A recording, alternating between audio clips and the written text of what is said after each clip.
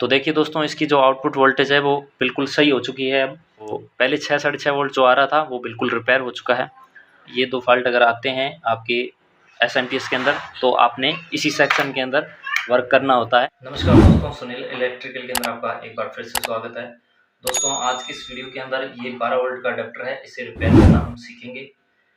इस अडेप्टर के अंदर फॉल्ट ये है कि ये 12 वोल्ट का अडेप्टर है, लेकिन सिर्फ आउटपुट के अंदर ये 6 साढ़े 6 वोल्ट के करीब ही वोल्टेज निकाल रहा है। पहले भी ये दूसरे मैकेनिक के पास होकर आया है, तो इसका जो फॉल्ट था वो रिपेयर नहीं हो पाया है। तो हम इसे देखेंगे इसके अंदर क्या फॉल्ट है। जो भी नए व्यूअर हैं वो चैनल को सब्सक्राइब कर लें, हम इसी प्रकार की रिपेयरिंग की वीडियो बनाते रहते हैं। तो दोस्तों, वीडियो को एंड तक देखना है, वीडियो को बिल्कुल भी स्किप नहीं करना है। तो चलिए दोस्तों, वीडियो करते हैं शुरू। तो दोस्तों, अडेप्टर को मैंने खोल लिया है। तो सबसे पहले मैं इसकी आउटपुट वोल्टेज है आपको टेस्ट करवा के दिखाता हूँ। तो इसे सप्लाई दे देता हूँ जल्दी से। इसे सप्लाई दे दी है और दोस्तों ये इसकी आउटपुट वाली वायर है, कनेक्टर है इसका।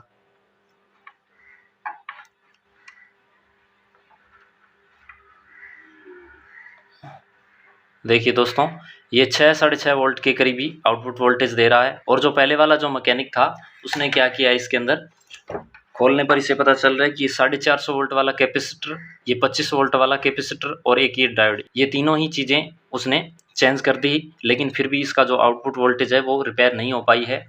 तो मैं आपको बताता हूं दोस्तों, अगर आपके पास कोई भी एसएमपीएस आए और उसके अंदर 2 फॉल्ट आपको ऐसे बताऊंगा, अगर वो उन दोनों में से कोई भी एक फॉल्ट आपकी उस एसएमपीएस में आ गया है और आपने कैपेसिटर, ये दोनों कैपेसिटर है, आउटपुट वाला और प्राइमरी सेक्शन वाला जो 450 वोल्ट वाला कैपेसिटर, और जो सभी जो सेकेंडरी सेक्शन के अंदर जो डायोड लगे हुए हैं, वो अगर आपने टेस्ट कर लिए हैं वो बिल्कुल सही है, लेकिन फिर भी अगर वो सही नहीं हो रहा है तो आप जो मैं सेक्शन बता रहा हूँ वहाँ पर वर्क करना है आपने। उसके अलावा कुछ भी टेस्ट करने की ज़रूरत नहीं है। 2 मैं फॉल्ट आपको बताता हूँ, इसको मैं कर लेता हूँ एक बार साइड में।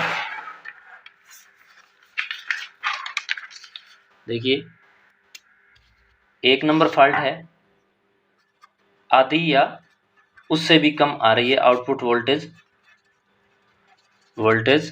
कम आ रही है। और जो 2 नंबर फॉल्ट है वो ये है, अगर आउटपुट वोल्टेज है वो अप डाउन हो रही है, एक जगह फिक्स नहीं हो रही। आउटपुट वोल्टेज है वो अप और डाउन हो रही है। तो इस कंडीशन के अंदर दोस्तों हमें क्या चीज़ टेस्ट करने की ज़रूरत होती है, ये जो इसके अंदर लगा हुआ है ऑप्टो कपलर और ये जो TL431 वाला जो रेगुलेटर आईसी लगी हुई है, इस सेक्शन के अंदर ही हमें वर्क करना होता है। इनमें से ही फॉल्ट होता है जब ये 2 फॉल्ट आते हैं एसएमपीएस के अंदर। एसएमपीएस चाहे कोई भी है, चाहे एलईडी टीवी का है, कोई चार्जर है, चाहे कोई टीवी की सप्लाई है या कोई डीटीएच की सप्लाई है, कोई भी एसएमपीएस लगा हुआ है, तो अगर इस प्रकार का फॉल्ट आता है तो इसी सेक्शन के अंदर ज़्यादातर फॉल्ट होता है 100%। अब इसे चेक करके देखते हैं। और इसके अंदर ये जो मैं दोनों हैं इसके अंदर लगे हुए, इनको मैं बाहर निकाल कर टेस्ट करके देखता हूँ इसमें से कौन सा कंपोनेंट है वो ख़राब है, और फिर मैं आपको इसे रिपेयर करके इसे चला कर दिखाऊँगा। बाहर निकालने से पहले सीधा ही एक बार इन्हें मल्टीमीटर से टेस्ट करके देखते हैं, कहीं शॉर्टिंग वोटिंग तो नहीं बता रहा, नहीं तो फिर हमें दोनों निकालने की ज़रूरत नहीं है अगर एक ही कोई शॉर्ट वोट बता रहा है तो इसे मैं कंटिन्यूटी मोड के अंदर सेट कर लेता हूँ। कई बार क्या होता है दोस्तों, ये शॉर्ट भी नहीं होते हैं और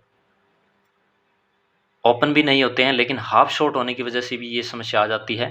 तो इसको मैं टेस्ट कर लेता हूँ। ये है यहाँ पर इसकी TL431 रेगुलेटर आईसी।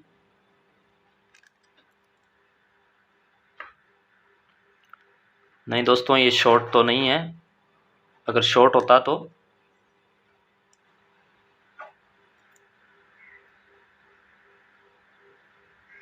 शॉर्ट तो नहीं है दोस्तों। अगर ये ऑप्टो कपलर भी मैं टेस्ट कर लेता हूँ, ये भी ठीक है। हाँ, यहाँ पर वैल्यू बता रहा है।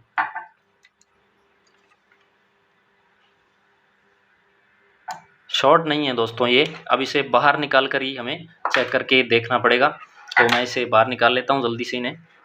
पहले इसका ऑप्टो कपलर है वो चेंज करके देखते हैं कि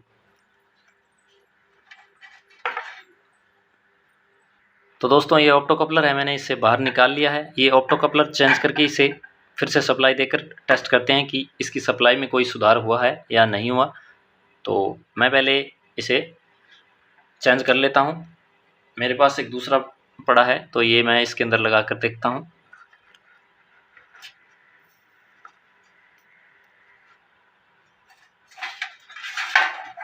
तो दोस्तों ये जो दूसरा ऑप्टो कपलर था मैंने इसके अंदर फिट कर लिया है। अब इसे चलाकर देखते हैं फिर से इसकी सप्लाई टेस्ट करके कि इसके अंदर कोई सुधार हुआ है या नहीं हुआ। तो मैं इसे दे देता हूँ पहले सप्लाई। तो सप्लाई दे दी है मैंने इसे, और ये रही मल्टीमीटर की प्रोब। तो इसके अंदर मैं लगा कर देखता हूँ इसके कनेक्टर। तो देखिए दोस्तों, इसकी जो आउटपुट वोल्टेज है वो बिल्कुल सही हो चुकी है। अब थोड़ी बहुत 1-2 वोल्ट है वो ज़्यादा आ रहे हैं, कोई उसकी दिक्कत वाली बात नहीं है। तो पहले 6 साढ़े 6 वोल्ट जो आ रहा था वो बिल्कुल रिपेयर हो चुका है। तो इसी प्रकार है वो, अगर ये 2 फॉल्ट आपको मैंने बताए हैं, ये 2 फॉल्ट अगर आते हैं आपके एसएमपीएस के अंदर, तो आपने इसी सेक्शन के अंदर वर्क करना होता है, इस वाले सेक्शन के अंदर ही वर्क करना होता है। तो वीडियो दोस्तों आपको पसंद आई होगी। वीडियो दोस्तों अगर पसंद आई है आपको तो वीडियो को लाइक कर देना दोस्तों, और जो भी नए चैनल पर आए हैं व्यूवर, वो चैनल को सब्सक्राइब कर लेना और साथ में बेल आइकन को प्रेस कर देना दोस्तों। धन्यवाद।